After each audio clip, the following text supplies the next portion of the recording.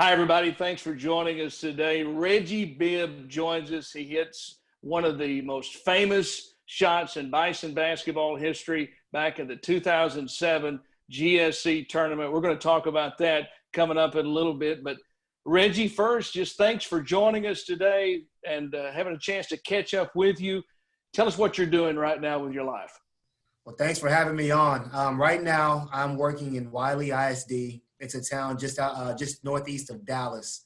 I've actually just been named the Director of Diversity and Inclusion here in Wiley ISD, and I've been in this role for about a month and a half.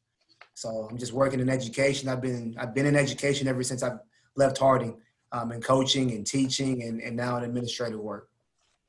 Now we want to find out the story about how you came to Harding. Okay, I know you were at Seminole State. Jeff Morgan tells me that one of his favorite memories from recruiting you was watching you lead your team to a 3-overtime win in the junior college regionals while at Seminole State.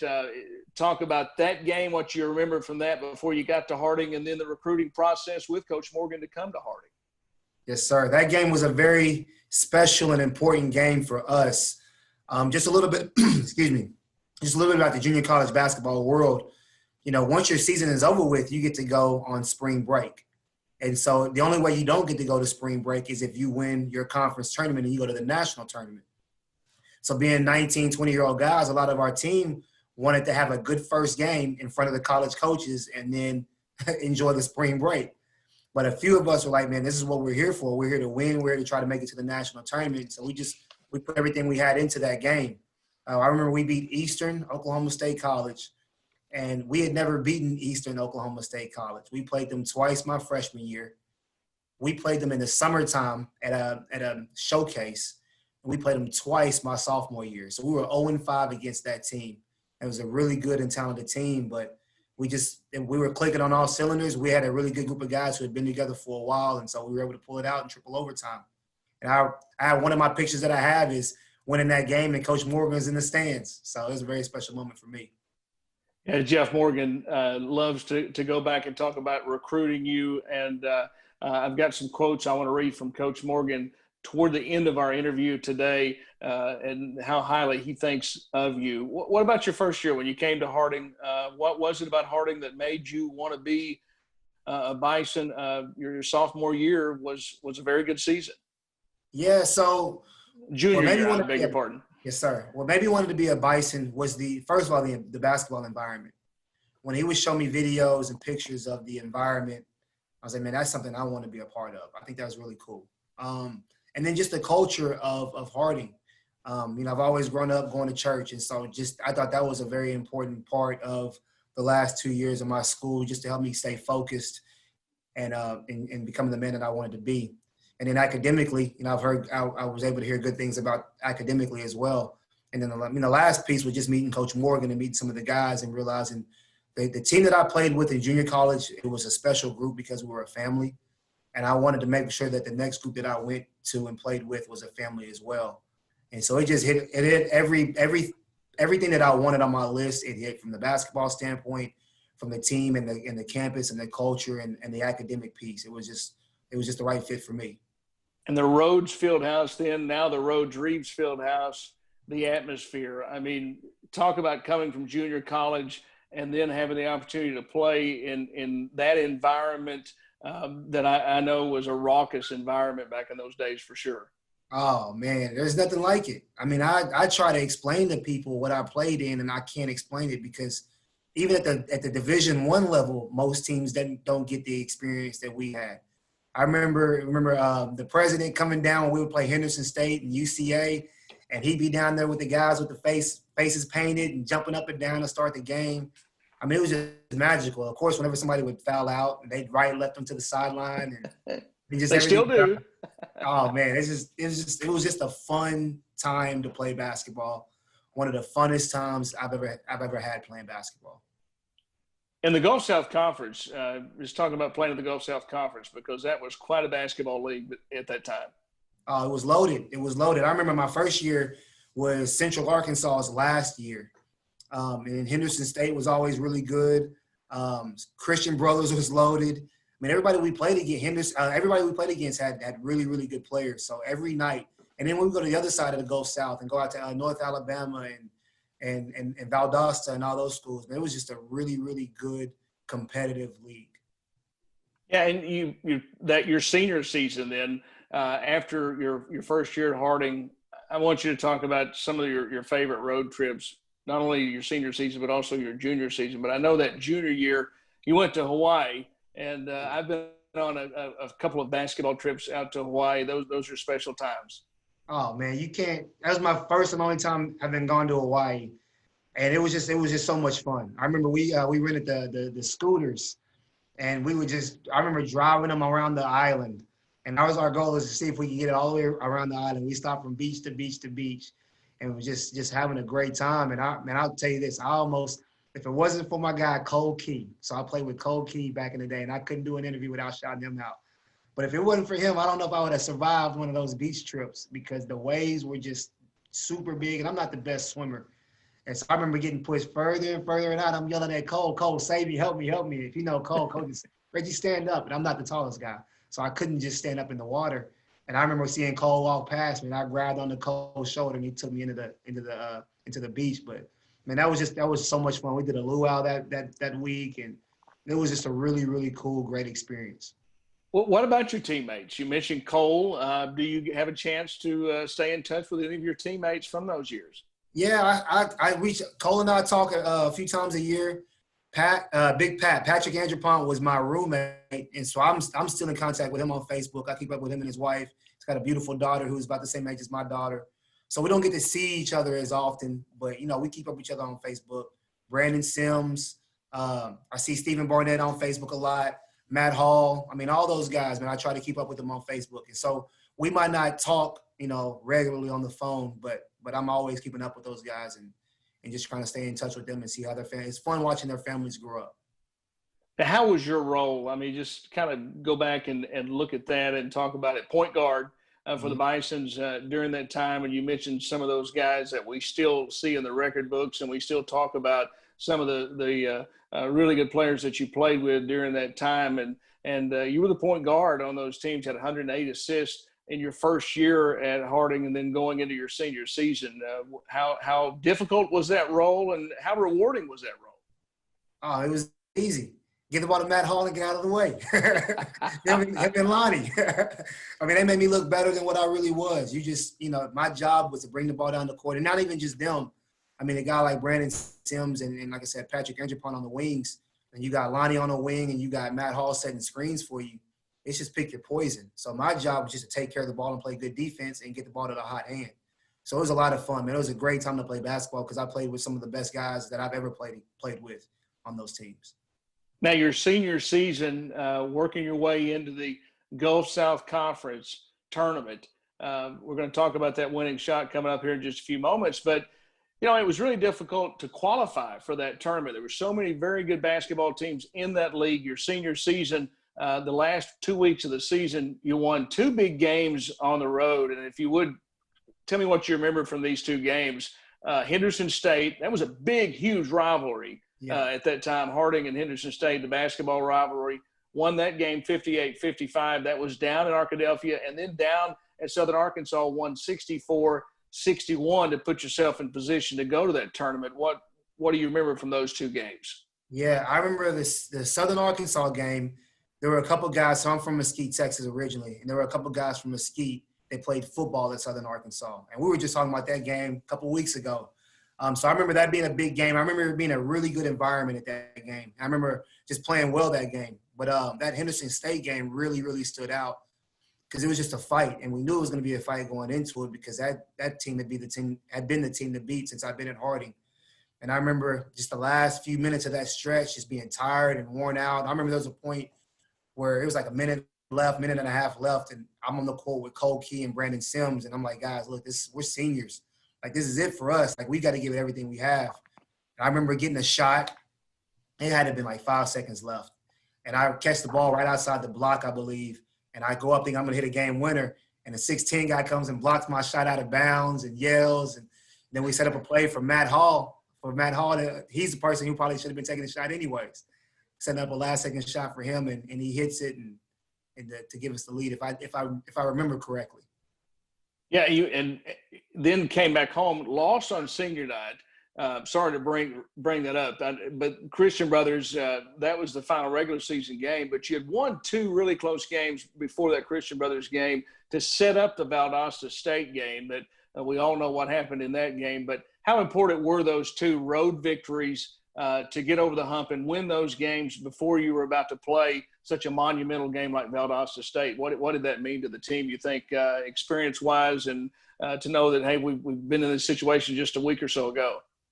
Yeah, definitely, especially that Henderson game. I mean, I feel like we had some confidence going against Southern Arkansas, even though they were a really tough team. But that Henderson team was really, really good. And they're as good as any team in our league on both sides.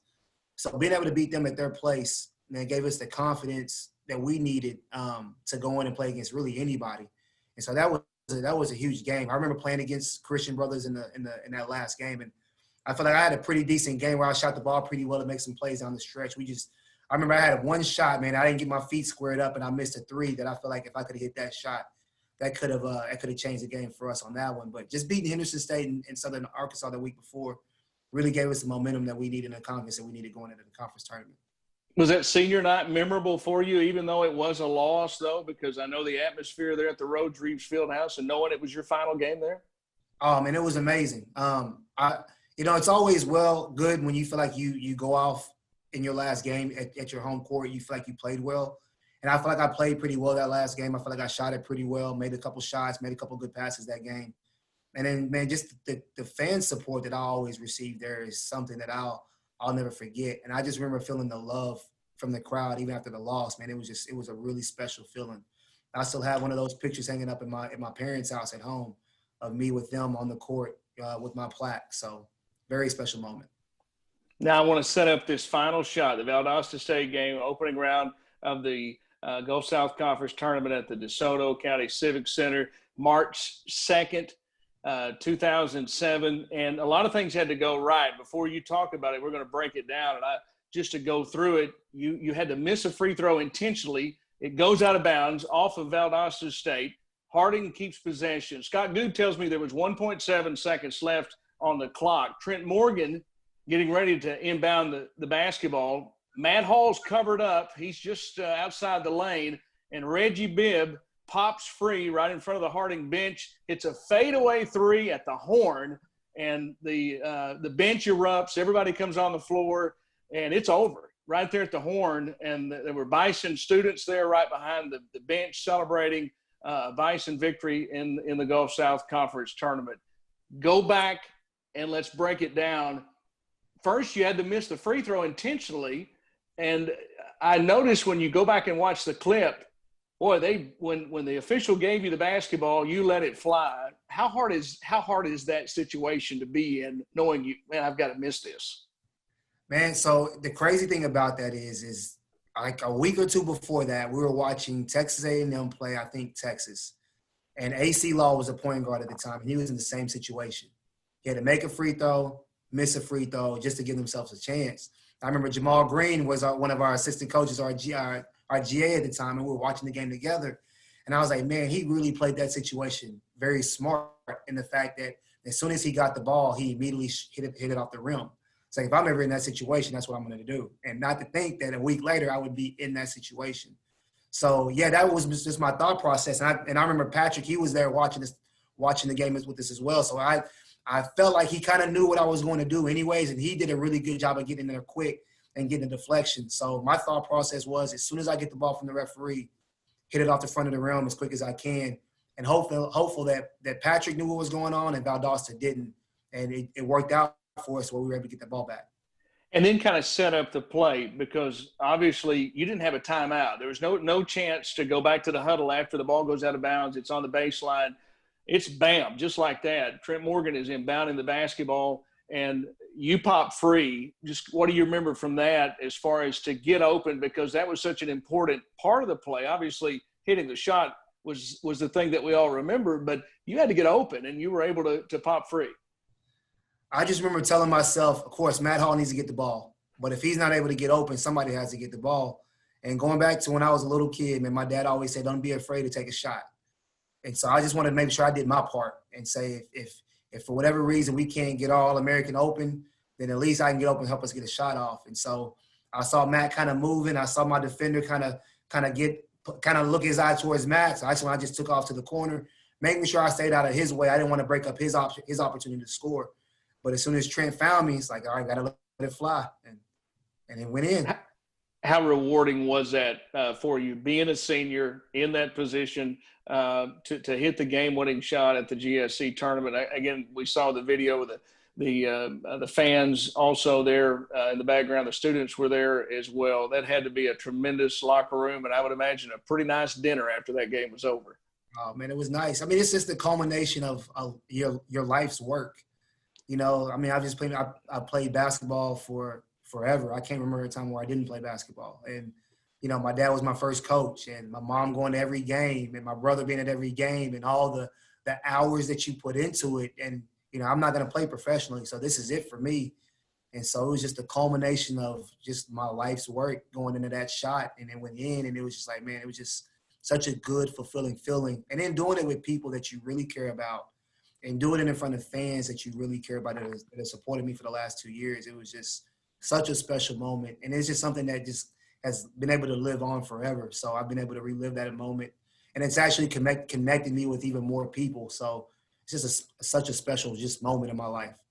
I've got to ask you, because I get asked this all the time about this game. How many times do people ask you about the game? I wasn't there. It was a year before I came to Harding. And I remember after every GSC tournament I would go to, people were still talking about the Reggie Bibb shot. They still talk about it at the Great American Conference tournament with the Arkansas teams. They still remember that shot. How many times do people remind you of it? That's cool. It's funny, you know, you grow up and you come back home, and people don't really talk about it back home until, you know, Nathan shared the picture with me, and I get to share it on Facebook again. And it's like I get to tell my kids and the kids that I coach. I'm like, yeah. There was a time when I could shoot the ball a little bit. But every time I come to Arkansas, every time I'm around people from Harding, man, we're always talking about that shot and talking about that moment. So it's a special way to just stay connected to a school and to a group of people that meant a lot to me. So it's all the time. Well, it puts a big smile on Jeff Morgan's face, I guarantee you, every time that I talk to him about it, and visited with him again earlier this week about it as well. Here's what I wanted to read to you what Coach Morgan had to say about you. Reggie was an awesome teammate, great point guard, and obviously hit one of the biggest game winners in GSC tournament history. Reggie was great to coach and has been a very successful coach, is a great girl dad, and we're going to talk about that here in just a few moments as well. And Reggie is also making a huge impact in the lives of young people in his roles in the Wiley School District as an elementary administrator, coach, and now the district administrator for diversity, education, and support. He is making a difference just like he did on our team. What did Jeff Morgan mean to you back in your playing days, and now what does he mean to you now, knowing just how much that he thinks of you as Reggie Bibb, not the player, but Reggie Bibb, the man? I mean, everything. Coach was so much more than just a coach. And, you know, he's just one of those guys that shows you what it really means to be a servant leader, what it means to put your family first, and still want to do a really good job for the people that you're leading and coaching and serving. And so I've taken that example and tried to use it in everything that I do, and saying, man, I care about you as a person more so than I care about you in any other thing. And so how can I help? And so to me, that's the biggest thing when I think about Coach Morgan, is just serving leadership and just being a family. Like, I have a family at Harding, and it's because of him and because of everything he's given me. So I can't thank him enough for just being who he is, being the example that he is, being the person that he is, and just being, and for the relationship that we have. So I'm very thankful. I mentioned the girl dad part, and Jeff likes to tweet about being a girl dad as well. There's a pinned tweet on your Twitter account, so we can finally share this special surprise. And this is going back to last February when you tweeted this, or last January. Back in October, we entered Alexa, this is your daughter, her highlight video for the NFL Next 100 contest, and she won. She gets to go to the Super Bowl to represent the Dallas Cowboys. I am so proud of her. Tell us about Alexa. Tell us about how all that came about, and you were at Super Bowl 54. Alexa was there, and just tell us all about that. Oh, man. So Alexa's my oldest daughter. I have 3 girls. One's in kindergarten. It's Zoe Love. I have a second grader, London Mila, and Alexa K. That's my oldest girl. She's 9 and going to turn 10 in October. And she's always loved sports. Like, man, she plays basketball. She's played baseball, softball, soccer. And then she wanted to start playing football. And so at first I was like, no, baby, you can't play football. But I want to raise strong girls. And so how can I raise a strong girl and give her no limitations? So we started letting her play 3 years ago. And my wife is the mastermind behind the camera. She records everything that she does, and she likes to put highlight tapes together so we can share with our friends and our family. And so she'd been doing that for a few years, and she's pretty good at it. You know, she make the boys miss, and so a lot of people started reaching out to us about the NFL Next 100 contest, and they said we should enter her in the contest. So we put together a highlight video for her. We entered her in, and she won it. And so she got to represent the Dallas Cowboys at the Super Bowl. And it was just an amazing experience. They flew us out there on a Thursday. They put us up in a hotel, gave us a per diem for spending money for food.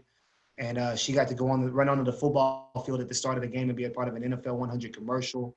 And we got to watch the game live in the stadium. So it was just an amazing experience. Well, that is a tremendous story, and it's so much fun to keep up with that. And congratulations to Alexa. I know that was a tremendous time for her and the opportunity. And Reggie, before we let you go, just talk to the Harding fans, the people that supported you, the fans that came to the game, or the administrators, the instructors you had, your teachers over the years, and just basically Bison Nation. What message would you give to them right now? Man, it was just such a special time, and I'm just so thankful to have been able to be a part of it. I just want to thank everybody who came out and supported me and supported us, and I just hope that y'all know that everything that we did together. Like, I'm always appreciative of people saying that we helped give them memories, but man, y'all gave us the memories. Like, we're the ones who get to say, man, I got to play in front of this many people, and their faces were painted, and it was just very, very special. You could just feel the love anytime I walked through the campus, anytime I walked in the community. It was just a very, very, very special time, and so I'm very, very thankful. I just hope that in the world that we're living in today, my message will be that we can continue to learn and to listen and to grow together as people, as different people. I mean, I know there's a lot going on with the pandemic, and we have an election going on, and just the social and racial unrest that's going on in the country. And I feel like us at Harding, man, we're a special place where, you know, we really put God first. And my message just would be that let's make sure that we're putting God first and being a light and being a shining light for our country, and letting people know, hey, this is how people move together through unity, through trust and relationships. So I want to thank everybody. Well, thank you so much for that, Reggie, and thank you so much for your time. I tell you, I've heard so much about you. Again, you were at Harding right before I came to Harding, and it's been my honor to have a chance to catch up with you and visit, because I've heard Reggie Bibb stories the entire time I've been at Harding. So thank you for the memories. We wish you nothing but the best, and we're very proud of you, and we hope to see you real soon. Thank you, sir. I appreciate you.